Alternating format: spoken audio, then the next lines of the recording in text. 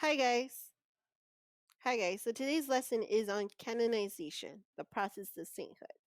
Materials that you would need for today's lesson is religion notebook, a pen, or a pencil. Make sure you have your supplies, and if any time you need to pause the video to take down your notes, go ahead and do so. So let's get started. This is an overview about different topics that we're going to talk about in the lesson throughout this week and next week about canonization. So we're going to start with canonization. What is it? And then we're going to talk about servant of God. Those are the two topics that we're going to talk about in today's lesson. Make sure you open to a brand new page in your religion notebook. Go ahead and write on the title right on top, canonization. And underneath, you're going to write the process of becoming a saint. So that what is canonization. It's the process of becoming a saint. And just a reminder, whenever you see the hand pen tool emoji on the screen, it means it's for you to write it down in your notebook. And let's get to the objective. The objective is, I can explain the process of canonization. Parentheses, servant of God. Let's read it one more time out loud. I can explain the process of canonization. Parentheses, servant of God. This means that we're going to focus on the servant of God process, part of canonization. So, what is canonization? Canonization is the process of becoming a saint in the Catholic Church. Being named a saint in the Catholic Church is an extremely high honor. It means that the saint's name is added to the official catalog of saints. Masses and feast days can be celebrated in his or her honor. Churches then can be dedicated in the saint's memory. So think of different churches like for our church. Our church is the name of St. Francis Xavier Cabrini. It's the name of the saint and it's honored in her name. His or her name can be used in public prayers and such as litany. And all this involves 4 major steps of canonization. So we're going to do the breakdown of it. But first, let's talk about the request for canonization.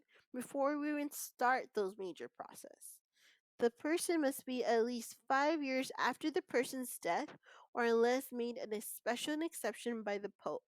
A formal request is made for him or for her sainthood. So the person needs to be passed away for 5 years, and then they could do the formal request to open up the canonization. So to open up the request for them to become a saint. Or sometimes, if the Pope sees it that this person lived a very holy life, he could waive those 5 years. They don't need to wait that long. Usually the people making the request from the candidates is from the church or their own religious community. They submit their request to the bishop of the diocese, so meaning the bishop of their local city where they lived and where the person died. The request tells us how the person lived a life of holiness and lists the reasons for considering the candidate for sainthood. If the bishop believes there is enough evidence, he asks the Vatican for permission to open a special tribunal. Tribunal means like a court in a case.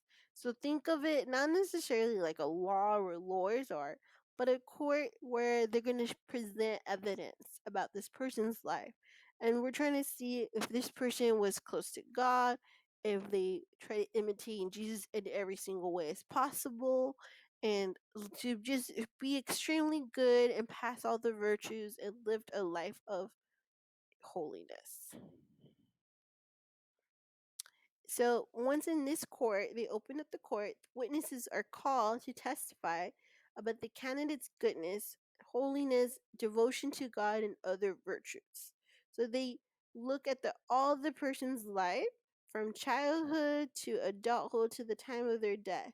They see, was this person always being a good person? Were they always devoted to God? Were they always trying to be as holy and pure as possible? And other important virtues. So all this evidence is gathered and submitted in a special report called the Boschito, and it's sent to the Vatican's Congregation for the Causes of Saints. And then once all this process is done, they earn the title Servant of God. So let's do a quick overview of how do they earn this title Servant of God.